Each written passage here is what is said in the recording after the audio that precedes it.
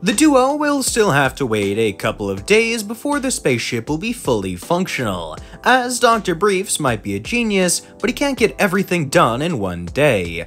So Frieza and Vegeta decide to spend the next couple of days just relaxing. Training wouldn't be as effective since they're still recovering from their time inside of the hyperbolic time chamber.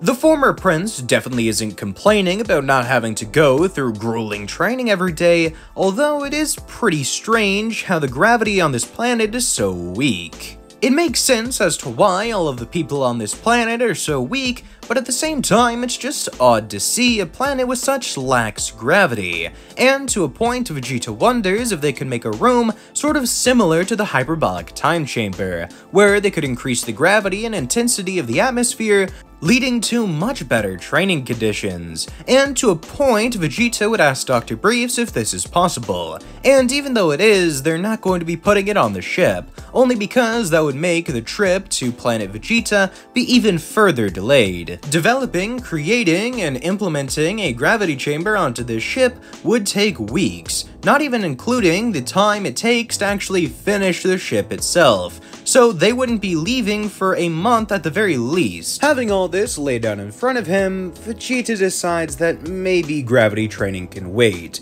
He'd rather just head to Planet Vegeta right away, that way he can finally reclaim his throne. It just would have been nice to get some training on the way is all. Either way, they would board the ship when it is finally finished. While in deep space, traveling towards the home planet of the Saiyans, Vegeta and Frieza would spend some time bonding. Sure, they might have spent a year training together, but they never really got the chance to sit down and talk. Now though, it's all they really have to do, seeing as if they were to try and train, the ship would most definitely get destroyed. Even from 1% of their power, they'd be left stranded in deep space. Not a problem for Frieza, but definitely a problem for Vegeta. One notable conversation would come from Vegeta noticing that Frieza was eating a kebab of mochi. It's his own variation of dango. Basically, he just takes 3 little mochi balls and puts them onto a toothpick. The prince would ask why Frieza is always eating sweet stuff, because anytime Vegeta ever saw Frieza eating, it was always some sort of a sugary treat. The Frost Demon says it's because his race doesn't technically need to eat. Survival isn't based on nutrients or any real sort of basic human necessity,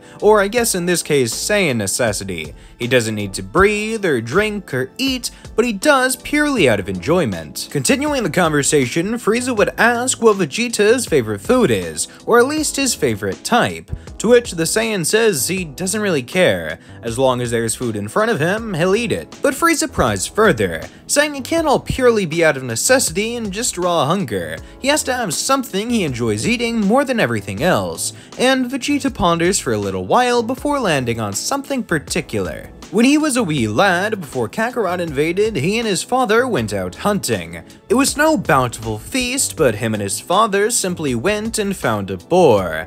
They killed it and then strung it up above a fire before cutting off hunks of meat and eating it all in one night. It's a slightly gruesome scene, but at the same time, Frieza has to admit he's done the same. So he lets Vegeta continue, laughing, saying that he's never felt so stuffed. I know, Vegeta, laughing, and not in any sort of sadistic way, he's just genuinely enjoying the memory. But then Frieza says he might actually be able to get his father back, seeing as they have these magical wish orbs on Earth called dragonballs, and even though some believe that Shinron has the restriction that he can't revive one person as long as they've been dead for over a year, that's actually not true. It was talking about groups of people, and Kami's been training with Piccolo, so Shinron's a lot stronger. He could definitely bring back King Vegeta, and probably even his mother and his brother. It will definitely be a happy reunion as long as they're able to take out Kakarot, which Frieza has no doubt in his mind the duo can do. So, sharing a thought of a well-fought battle, they also share a drink, even though both of them are underaged. Don't worry YouTube, I'm just talking about apple juice. Resting and relaxing in preparation for their battle to come, the group eventually does arrive on planet Vegeta, the two-man army stepping foot on the planet before storming Kakarot's castle. Sadly, the Ginyu Force was either never formed or was killed trying to defend King Gold. Either way, say they're not here, and thus wouldn't be a problem for Vegeta or Frieza. Instead, they come into combat with various high-level Saiyan warriors, however, none able to pose a challenge to the duo. But admittedly, none of them would have really been trying their hardest, because they didn't have any loyalty to Kakarot. He kind of just stepped in and took the throne one day. There's no sort of allegiance there. And because of this, Frieza and Vegeta wouldn't actually kill them, rather just render them unbattle-worthy. The main course, though, is still ready to fight. Kakarot himself would make himself known before then rushing at Vegeta. "You're a traitor, false prince." Getting Vegeta into a chokehold, he would respond, "Says the man who killed his own king."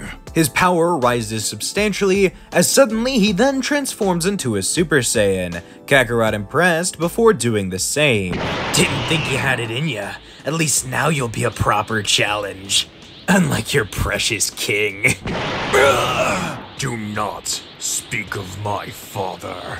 And then a climactic battle would ensue. Former prince versus current traitor king. And surprisingly, they seem pretty evenly matched. For the first time in his entire life, Vegeta is able to keep up with Kakarot, if not at times appearing to surpass him. Vegeta doesn't need to expend as much energy to land as powerful attacks as Kakarot does, since he learned how to utilize ki control, and thus can get much more bang for his buck. This is the first time Kakarot has been pushed in a great long while, so he decides to show off just a fraction more of his power, transcending the Super Saiyan limit into a new green-haired form. He wasn't dealing with the average Super Saiyan warrior anymore.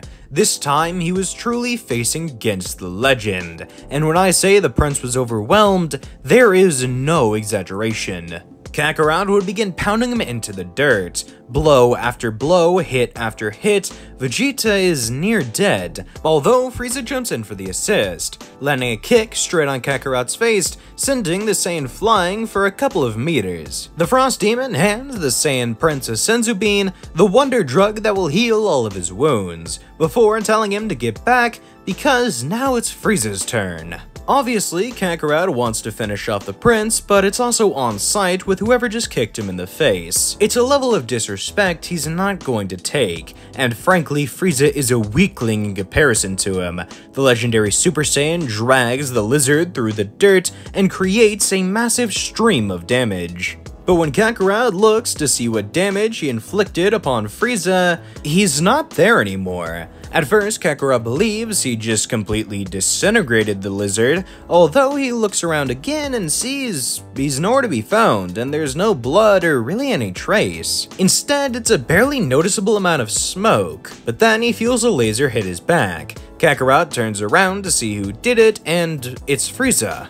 He was using an advanced version of the multiform technique. That way, he didn't have to actually put himself at risk when splitting up his power to attack an opponent. Instead, when the clone's destroyed, the power would just return to Frieza, who then launches an all-out assault on Kakarot, but it doesn't really do much. Even twice as strong, Frieza just isn't all that much compared to Kakarot, so the Frost Demon jumps back, before then proclaiming he didn't ever think he would actually need to use this. His power begins to rise substantially as suddenly Kakarot rushes at him. He lands a single punch onto Frieza's chest, sending him straight to the ground. "That's no fair! You're not supposed to interrupt the transformation!"